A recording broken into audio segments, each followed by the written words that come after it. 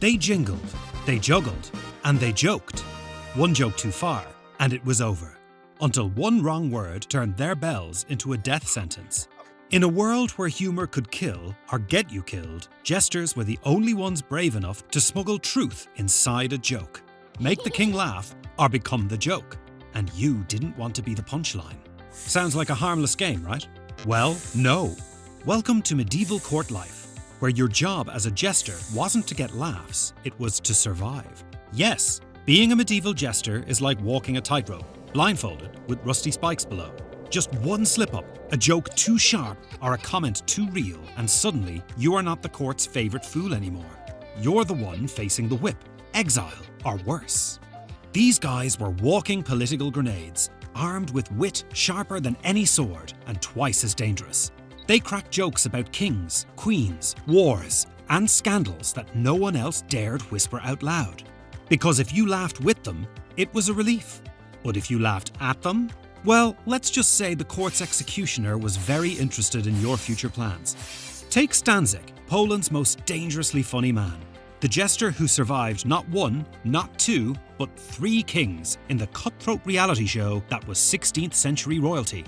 So, this story pulls back the curtain to the brutal reality of those funny fools. How they used humour as armour, mocking the powerful to survive under their glare. And why their laughter was often a mask for fear. Because here's the secret nobody tells you. Medieval jesters weren't allowed to cry, but they were definitely allowed to die. Especially if their act fell flat.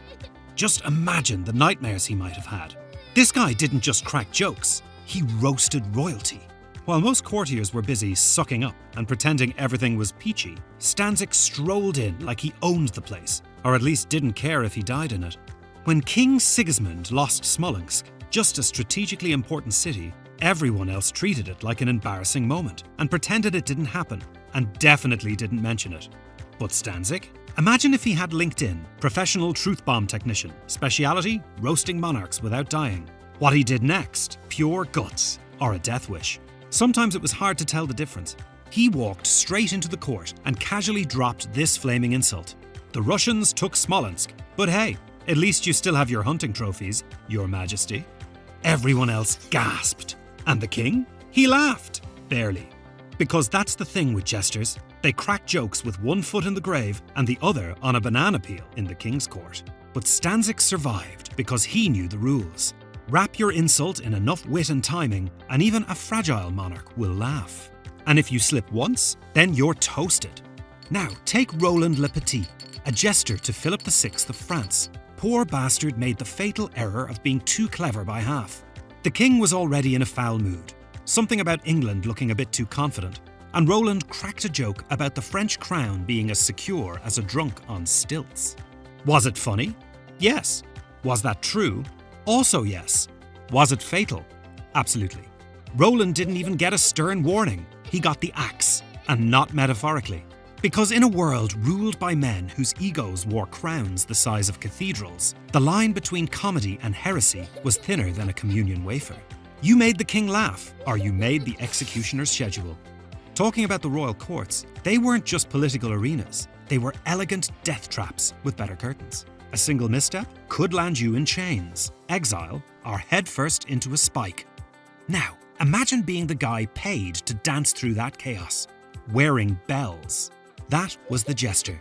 Not just the king's clown, he was a full-time emotional pressure valve for a room full of emotionally constipated aristocrats. Kings couldn't show weakness, nobles couldn't admit fear. Everyone wore masks of icy dignity, except the jester. He screamed, he cried, he mocked out loud. He felt things on behalf of people who legally weren't allowed to. And when the kingdom was collapsing faster than the Queen's 4th marriage, it was showtime. Your Majesty, the peasants are revolting, the treasury's emptier than your crown, and your beloved queen just eloped with the bishop on your favourite horse. Should I juggle apples or your ego? Yeah, he didn't just deliver jokes. He smuggled truth in sarcasm and tossed it like a hand grenade wrapped in glitter. There's clever, there's bold, there's tragic, and then there's, I buried my entire family in a plague pit this morning and now I'm expected to juggle for the people who caused the famine. Tragic. Your family could suffer. Your home could burn. Your lover might be killed for a careless glance. And still, you had to dance in court, jingling like a Christmas goat delivering the punchline of your life. To the court, you weren't a man or a woman. You were a tool. No tears, only blood. And despite all of this, jesters showed up. Every damn day. They danced. They mocked. They poured pain into punchlines, turned suffering into sketches. They didn't perform for applause. They performed to survive. And maybe, just maybe, that's the cruelest joke of all. Because while the court laughed, the fool was dying a little more inside. And the trauma they held? Unpaid, unspoken, unforgivable. Imagine a monarch snapping his jeweled fingers for a joke, while you're still in literal funeral clothes. And if you don't deliver, you die. And don't expect pity from the court. These people clapped when bears wrestled. They considered public hangings a hot date. And in the middle of all this, you're suffering? Just a part of the entertainment package. So yeah, medieval jesters were trauma clowns. Paid to laugh, paid to die, or sometimes both, depending on how moody the royal court was feeling that day. If you ever forgot your place, don't worry, the axe would remind you. Forget what you've seen in fairy tales. Some monarchs treated their jesters like animated furniture. Need a laugh? Wake the jester. Feeling cranky? Fetch the jester. Feast full of drunk nobles? Hope the jokes land before the daggers do. And no, you couldn't say no. Make them laugh, not think. Laugh with them, not at them. And above all, never be the smartest person in the room, even if you are. Because in court, the moment they stopped laughing, they started wondering if you were dangerous. To survive, you needed more than jokes. You needed instincts sharper than a dagger. So, what's the rules? Rule 1. Never punch down. Mock the powerful, not the peasants. Step on the wrong toes, and it's your head on the line. Rule 2. Know the room. A jester who mocked the queen during a famine was bold. A jester who mocked her miscarriage was dead. Timing is everything. Rule 3.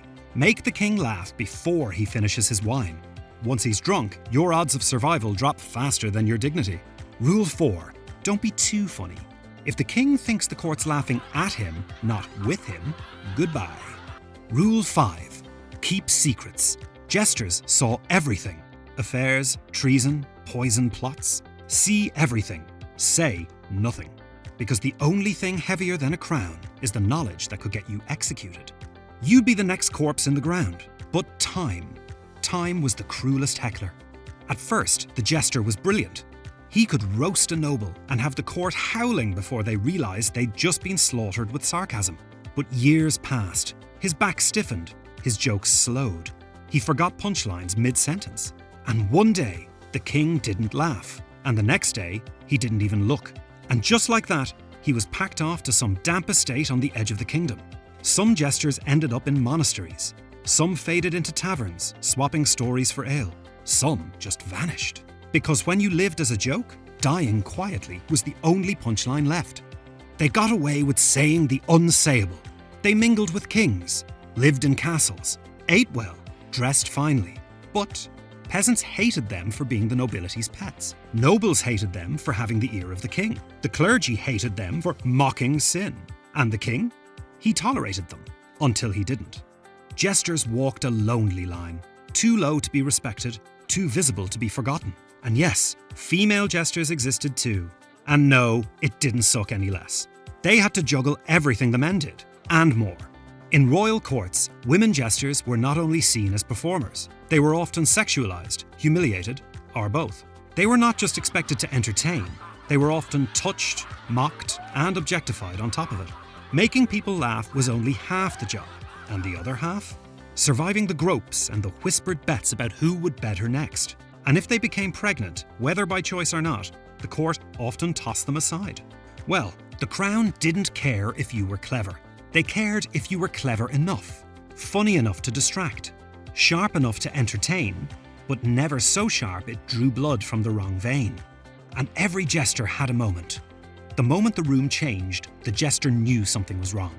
He had told a joke, funny, clever, just a little bit sharp, but then it hit too close to something real, too close to the truth.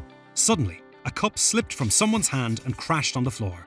The sound felt huge in the quiet room. Then one noble raised an eyebrow. Another tried not to smile. And the king? His face was cold and still. No anger, no laugh. Just silence. And that silence was worse than anything. The jester stood frozen. His bells stopped jingling. Everyone held their breath. They all knew what this meant. He'd crossed the line. In that castle, the truth wasn't something you could say out loud. It was dangerous. Only the king could speak it, and everyone else had to hide it or make jokes about it. The rules were clear. You could joke about taxes, but not about the king's mistakes. You could make fun of the war, but never blame the king for losing it. Now the jester waited. Would he be kicked out?